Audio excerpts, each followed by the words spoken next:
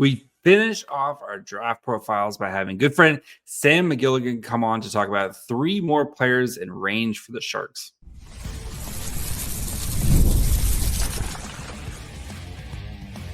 You're Locked On Sharks, your daily podcast on the San Jose Sharks, part of the Locked On Podcast Network, your team every day. Hello, welcome to Locked On Sharks, the premier hockey podcast covering your favorite team in the Bay Area. My name is JD Young, caretaker at the Reef, also the co-host of Locked On NHL. I want to thank you for making Locked On Sharks your first listen. Proudly part of the Locked On Network. We cover your team every day. And if you want to be an everydayer, all you have to do is just follow along wherever you get podcasts, or you can watch on YouTube as well. And today we have Sam McGilligan on to talk about Ivan Ryabkin, William Moore, and Cameron Reid, 3 players who might be in the Sharks range. Reid maybe kind of sneaking up here as we finish off our draft profiles.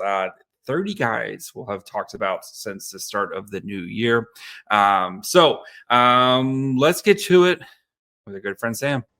And now we bring in the beauty over at Scout Sheet, Sam McGilligan, keeping the whole thing together, bringing up the taste, the class that is Scout Sheet. How's it going, buddy? Don't give me too much praise for that one. It's more about, it's like a rose among thorns here when it comes to the Scout Sheet. That is true. Somebody's got to be the beauty. How are Somebody you, has to be the beauty. Yes. Yeah. If you're the boy band, you're definitely, you're the, Will's kind of that one who has like the talent, but maybe not the most pretty. And then Tony's just the old guy who's like the way older than everybody else in the band. Just sitting in the back drumming.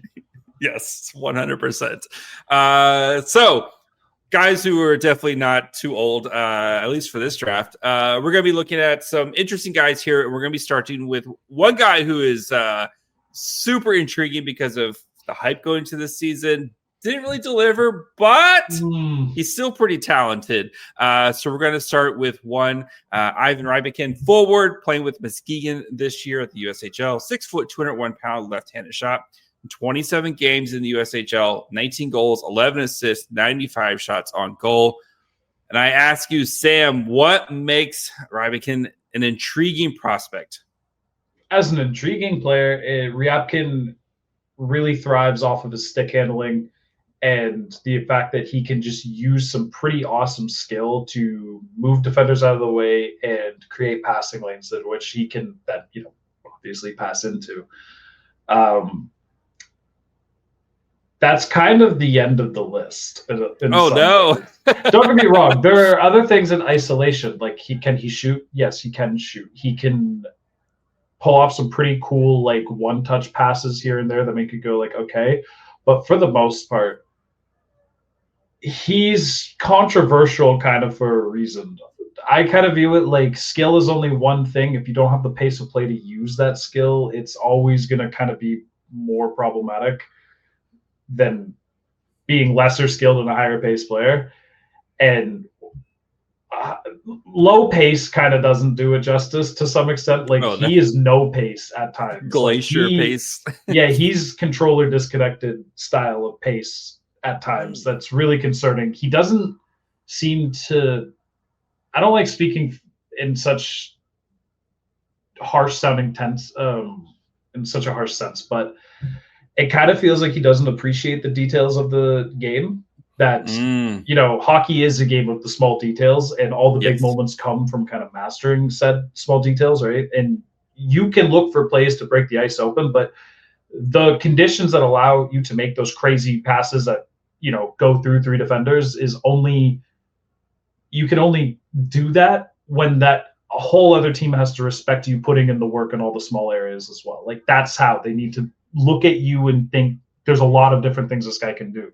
When he has the puck, they know he's just going to try and do something crazy. And then sometimes it works and sometimes it doesn't.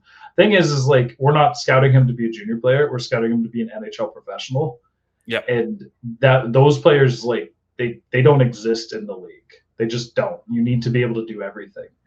There's some others. I don't want to go into rumors too much, but the rumors are like behind the scenes right now. He's not doing well with the interview stage. like at all. He's really not convincing teams that this was an anomaly, and they're more so looking at him like, oh no, this is a consistent pattern that's going to follow this kid. Like I don't know the full story about what happened in Russia. We've heard different like accounts. So again, like we won't go too deep into the rumors with it, but like again, teams were annoyed with him. Teams didn't like dealing with them, and teams didn't think he took it seriously enough.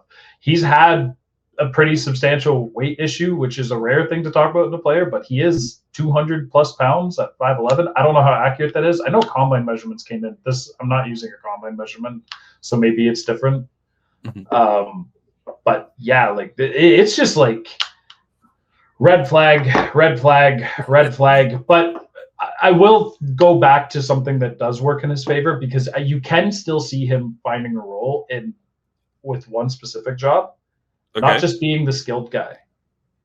The fact that he can be, and I mean this in a good way, kind of, a nasty rat. Like, he can do some stuff that makes you go, whoo. Yeah. Oh boy, that was dirty.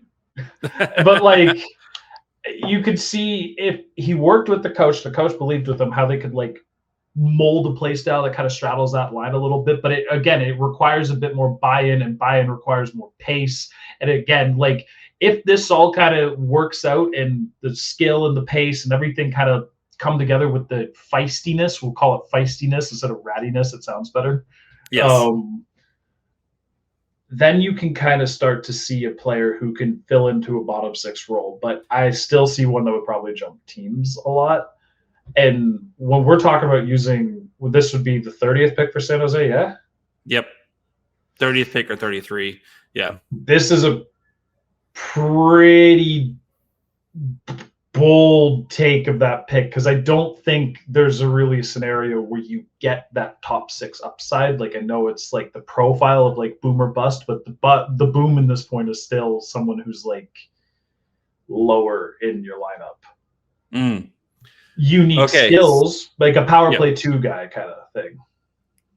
Okay. So, I mean, he sounds like a coach's nightmare, to be honest, right? Because it's probably one of these guys where it's super frustrating, where, again, he shows that he has a lot of flash and stuff, but there's just no substance to his game. Is that probably the best way to put it, where all flash and substance?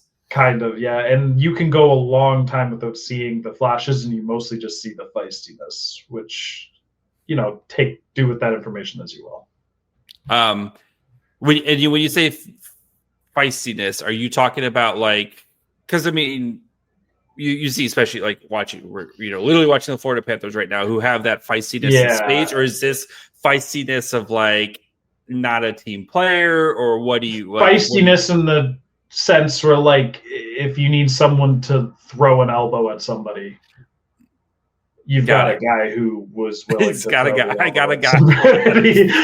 And like, again, like, I don't want to speak in such a negative sense about him. It's not like he's going out there with intent to injure. I wouldn't call him like a deliberately dirty player, but like, if you need someone part of the game dirty, that he's not shy of getting his hands dirty once. Gotcha. Okay. At some point though, right? Somebody is going to just be like, the flashes are too good, right? Because this feels like a player who probably is going to fall at draft day, and especially if the draft interviews from the combine have not gone well. But even like coming into the draft period, like, he was thought to be a very uberly talented player who could potentially be a upper first round pick, and we've seen this slide, and he might slide on draft day. At what point are you just like, screw it? The flashes and the upside are too high. Are you just like, no, there's too many red flags? I'm not usually one to fully write somebody off as a DND, because at some point it's possible that they're the most valuable person in the draft. I think this draft has quite a few interesting European players who are being undervalued as is, and they're going to be the type to slip through. So I think if you're really trying to like maximize efficiency as like let's just say like one specific team, like it's San Jose, and this was their goal, I think you would be able to go a lot of picks before taking him. But at some point, you probably do. I imagine like 5th, 6th, 7th, maybe 4th. I somebody wouldn't will- use a second. I think He would need to be like my 5th pick for me to be okay with it at the draft, just because like That'd be the Sharks' 3rd round pick right there is their 5th pick. Yeah. So. Yeah, I could see that. It's just I also think in the 3rd round there's just gonna be a better like it's a weird year, right? It's a weird year where like there's quite a few names who are mentioned in the 1st and 2nd round discussion where I'm like you just don't feel like you're bringing enough to the table. But there are as always every year there's that group of Europeans who got underappreciated. Just take more swings on them. I feel like is usually the strategy I would go for. Especially with the Swedish class this year, there's quite a few underrated Swedish players, or at least players playing in that league.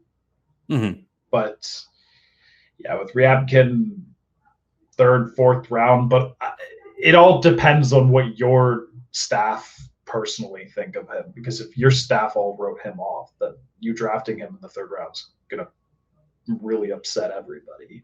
Whereas, it does not feel like a Mike Greer type of player. I don't think he is. No. I'm curious who drafts him because most of the teams that can appreciate the feistiness and the willingness to get his hands dirty are the teams that also appreciate the high pace, just go smash players kind of guys. Yeah. And he's not that. It's not like he's some crazy big hitter. He's just willing to do some questionable dirty work things. Yeah. Yes. All right. Before we talk about William Moore, toolsy center, who definitely feels like a Mike Greer type of guy, just need to take a quick break. Looking for a snack that's both delicious and nutritious? Crack into a good source of protein with the wonderful pistachios. Wonderful pistachios is one of the highest protein nuts. Each 1 ounce serving has 6 grams of protein, giving you 10% of your daily value. Plus, they're packed with fiber and better for you unsaturated fats to help keep you feeling fuller longer. Personally, I like the in-shell variety. I like hearing the little crack. It's like a snack meditation. But if you like the no-shell ones, I'm not going to shell shame you. They have plenty of great flavors to choose from. I like to just throw a bag in my desk at work right around 2:30, get that snacky feeling. Wonderful pistachios will definitely hold you over until dinner time. So get snacking and get cracking with the snack that packs a protein punch. Visit wonderfulpistachio.com to learn more. All right, let's switch over to a guy who probably has a easier path and probably is going to be a cleaner prospect here in William Moore. So William Moore, forward, playing with the U.S. national team, 6'2", 174 pounds, probably going to put some weight on there. Left-handed shot, is committed to go play at BC, so Boston area kid. Mike Greer, red flag, circle, highlight, whatever you want to do there. 64 games with the national team, 27 goals, 32 assists, 124 shots on goal. We know the national team this year, not what we've seen in previous years, but what makes Moore an intriguing player, especially maybe in this range of end of the first, beginning of the second?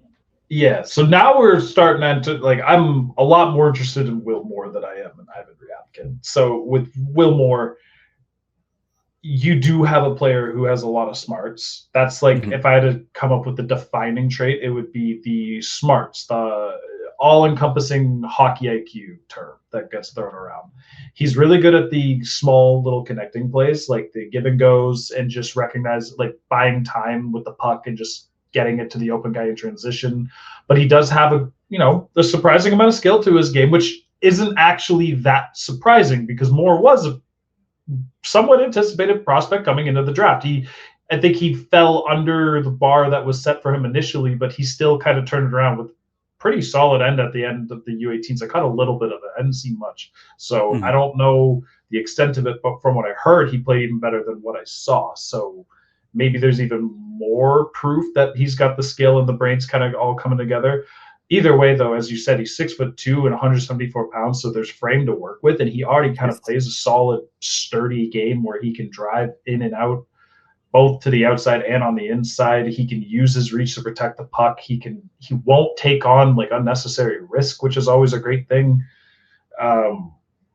He straddles this weird line almost between the connective, detailed play, connecting, passing, kind of just generic archetype versus like somebody who can take the puck and carry it and like create something for himself and like open up the ice for his line mates and let something really develop from the space that he's creating.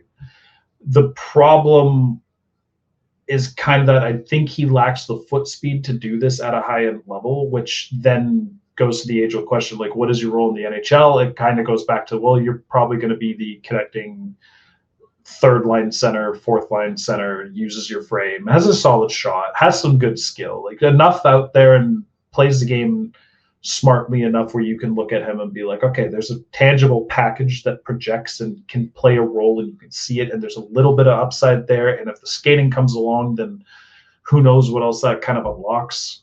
I know puck preps were extremely high on Moorhead when he was at a major junior draft age for the OHL, to the point where they ranked him first, I believe, in the OHL draft for the year that he came in. And I saw clips of him that year, and he was really, really good. One of those, like, you could see that the brain was way beyond his peers and that he could just make reads on the ice that other players weren't. His positioning was always great.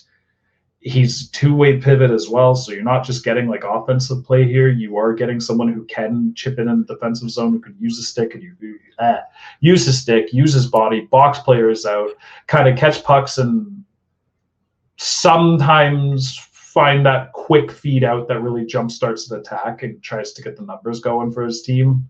4-on-3s, 3-on-2s, that type of stuff.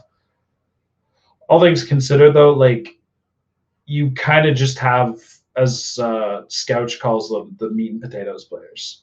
And he's kind of the meat and potatoes players. But this is, again, like, of the good side. And the thing, again, and I hate to be that guy who can bring it up, but this is not the most impressive draft in terms of like high-end talent.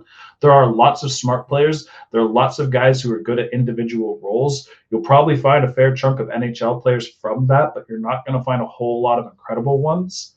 If Moore has the tools that you're looking for, and you need to add more centers to your lineup, and you want to add some with some size and some upside, weight can be put on, speed could improve, be a little bit more interested in seeing like lateral agility improve. I think that would open up a bit more, but either or would be great, or both. Moore's your guy. Yeah, he is an interesting guy for San Jose at this pick. I mean, especially if you look at, right, you have Macklin Celebrini, who I think, fair to say, well on his way to being a 1C. I think he's doing okay in that regard. Yeah.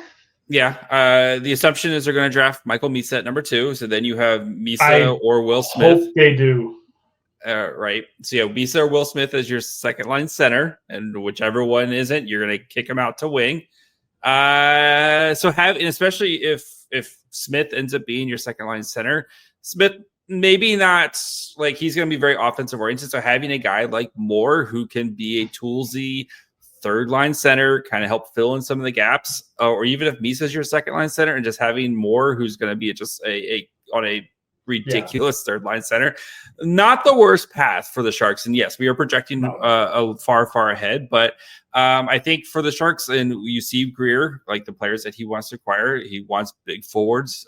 Even look at this Barracuda team that in the playoffs, most of the guys were 6'2", 6'3", 6'4". Yes, Moore's going to put on some weight, but he does kind of feel like a Mike Greer type of player, what he's looking for in the draft. And I think so too. Yeah, I think Moore could be one of those guys that, definitely on his short list at 30 or 33 if he wants to go forward in there. So you mentioned some of the stuff like foot speed, et cetera, et cetera. At Boston College, what do you kind of want him to work on the most? Like kind of the area of play you want to work on him the most? So general pace of play and how that gets achieved is kind of up in the air, but it's more so like making sure that when he goes there, the elements that work in his game right now, the one concern when you see them, again, it's low pace, but the NTDP as a whole, their pace was a bit lower than recent years, especially since they lost their top end guy to college coming into the year. So like the talent discrepancy through the lineup is a little bit more. Everyone kind of got shifted maybe up a spot that they should have. Yeah, and it was already looking like a bit of a more mild class. So I think the big thing with Moore is getting that pace of play up. Does this come through foot speed? Does this come through faster processing? Does this come through being a little bit more willing to just like drive up and down the ice and let his faster footed, bit more high paced teammates get into spots a bit quicker? Like, is he making the reads like that and just keeping up? Because if he is, then you get to be quite flexible and see how San Jose wants to work with them. I imagine no matter what they're going to say, hit the weight room.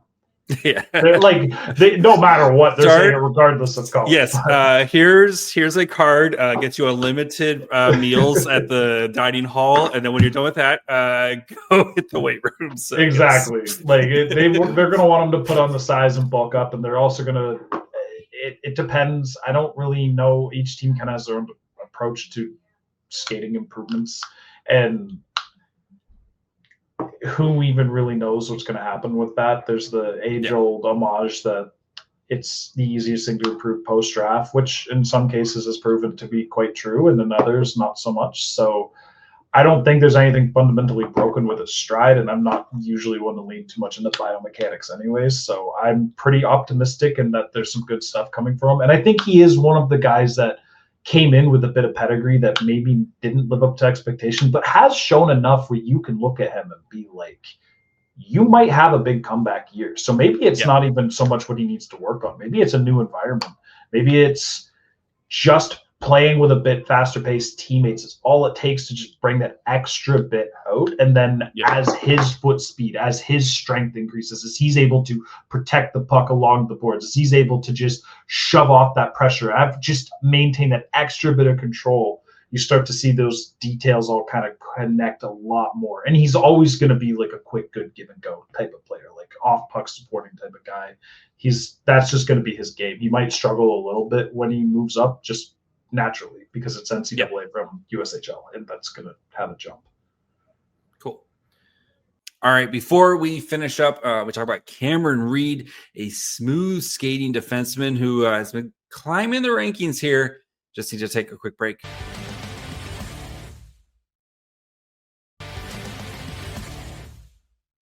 All right, let's switch over to a blue line guy who's been kind of starting to climb up the rankings, especially with the coming out of the combine here. A guy who you actually mocked to the Sharks, a guy who fell, which says how wrong you and scouts constantly are. It's amazing, but always wrong. Always wrong. Never good. Never good. So we're going to be talking about Cameron Reid, defenseman playing with Kitchener, 6 foot, 174 pounds, left-handed. Sharks fans, please don't roll your eyes. Save your again. The Sharks can just continue to draft more defensemen because they need more defensemen. But in 67 games, 14 goals, 40 assists, 140 shots on goal. What makes Cameron Reid an intriguing prospect despite his left-handedness? His left-handedness. No, it's just the smoothness. So you can compare him to the last two players, Ryabkin and Moore, granted positional differences aside. Like, he is a lot more of a fluid, smooth player. Like, he's smooth with the puck when he's skating. He's smooth when he's skating without the puck. He is smooth when he's looking up and making quick passes with the puck. He is just generally a fluid player. He looks like the type of guy who should play professional one day, whether that's NHL or AHL, Europe, who knows? Yep. But he looks like a guy who's going to be playing professional hockey one day. He's 6 foot. I honestly thought he was a bit bigger. I didn't really. I guess I just kind of missed this for the first bit of the year, but I thought he was a bit bigger, and that was based on the way he played hockey, yeah. But this ended up it's funny because this ended up kind of not being a true depiction of how he played it. It's how you can get sample size sometimes, because for the most part, I'd actually say Reid is a little, I'm not going to say disengaged, but you would want to see more engagement out of him in the defensive zone, mostly just physical in applying, pressuring space and zoning players out a bit more, because he has good footwork and he is a good skater. So you want to see this be leveraged into a tool. Instead, he's very comfortable with the poke check, with the stick, which is fine because he's good with the stick. There's no criticism about how he uses it. It's more so just a less complete version of what he could be in the defensive zone if he used his feet a little bit more. But this could also just be a coaching thing, like the right coach working with him for a little bit. Just be like, just pressure this guy. It's fine. I'm not going to yell at you. Just play play some time in a couple of months in the AHL when you have to be a little bit more physical. Like you'll probably figure it out a little bit. I don't see him as someone who shies from physicality either. It's just a different style of defense. It's what works for him right now. He's an interesting player because I find when he's in the defensive zone, he's pretty stable. Like he's not trying to be that madman who runs up the ice a little too early and kind of blows coverage and really gets them hemmed in the zone. But when the puck is moved past the red line, and especially when it's in the offensive zone, Reid is aggressive. He does like to move up. He wants to be involved in the play. He likes finding numbers advantages. He likes looking for passes as one of the lead attackers when he's there. He doesn't overly force it. He likes to pinch off the blue line to keep pucks in play. He is not afraid to play with the puck at all, which is awesome. That's cool. I don't know if he has the high-end skill to make that work, but that's not necessarily going to be a problem, I think, because if you're going to be playing in the NHL in any capacity, you still need to be able to play with the puck, so I think it works itself out. The passing that always looks the best with him are those like kind of in motion pass receptions when they're going D to D on a reset and kind of things are going back. He'll get the pass from his teammate. He catches it cleanly. He's moving heads up. And then it's just like a boom, quick pass, short range, some like not long range, but I guess medium would be the middle of short and long is medium. The short, medium range passes, like those are fine. He typically doesn't miss them. He doesn't force them and take on like unnecessary risk, which is awesome. At the same time, like if you're looking for like those high octane offensive guys, they typically are finding those passing lanes and seams, and they are willing to carry the puck and like kind of bait that pressure and then maneuver around it. Reid's game is okay when he does things like this. It's not overwhelming. It's not like giving OHL players fits like, oh man, it's Cameron Reid, what am I going to do? But like he is going to give you a problem if you underestimate him. How does that project to the NHL? I'm curious to kind of see. I don't really think it's just going to be a part of his game he leads into too much. I think he's just going to be that smooth, fluid guy who just gets the puck on a stick and moves it out kind of quick and hopefully engages a bit more defensively. I think in the NHL, he'll cut back with the pinching in the offensive zone for the most part, just because do it a few too many times and your coach will kill you. Yes. But we still haven't seen Ryan Merkley after he pitched once. One too many times. We haven't exactly. He got banished to the KHL, but it was a bit much, but that's kind of why, because like you need to be able to earn that, and one of the easiest ways you get to earn being an offensive zone pincher is by making sure your coach isn't going to be mad at you when the puck goes the other way on a mistake. So are you able to track the play back? Are you able to cut off the men at the right time? Will you put in every bit of your heart and soul to get back in time? When you're back, are you going to be able to pressure effectively, secure the puck, play off the guy who is pressuring successfully and securing the puck? Will you get open? Will you get the puck out? All those things. Reid can check off actually quite a few of those boxes. So that's good. Like he actually might, basically I'm going with this, he's going to get a little bit of a longer leash than a Ryan Merkley would, because Merkley didn't check off a lot of those boxes. So all he would do is piss off his coach. Kind of understandably so. In the NHL, you don't get to, like, it's not worth the pinch up if you're not going to secure the zone afterwards, right? All right. So Reid, where do you feel like he kind of settles in on an NHL team? Probably like a second pairing defenseman who's going to kind of kickstart your transitions and play solid in his own zone. Is that kind of the role I could see like a number 4. Yep. If in the best scenario, but I think I see more of a number 5, 6. Okay. There's not a crazy amount of high-end projections this year. It's like those role players who know their role and play it well, but those are like good. And if the goal, I think like fans will do a lot better with managing expectations this draft if they really believe like you're just getting a role player. You're getting a role player. I'm usually like, oh, it's the first round. Like I'm taking a swing. Like I'm not wasting this on a guy that I can find for less than a first round pick in a few years. Like, I want to make this pick work. There ain't too many swings this year, JD. What are we doing? This is the kind of the year where it's like, if I'm looking at this pick at 30 and I'm looking at the board, it's like, you either just take someone who you feel like is going to be an NHL player, or take the NHL players, especially because they're going to go quick. And there's a number of them that are kind of sure things, or at least like should be things that you can reasonably place a bet into. But like, they're probably going to go pretty quick. Like, if there are 20 to 25 clear ones, they're probably almost all gone by 45. Makes sense. All right. Sam, you've done it all. You ended my draft profiles.